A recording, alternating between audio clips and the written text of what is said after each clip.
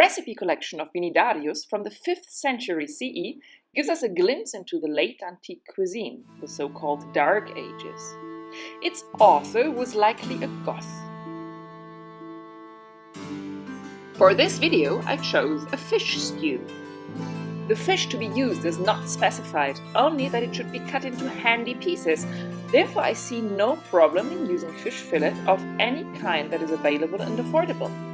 In this video, I am using perch,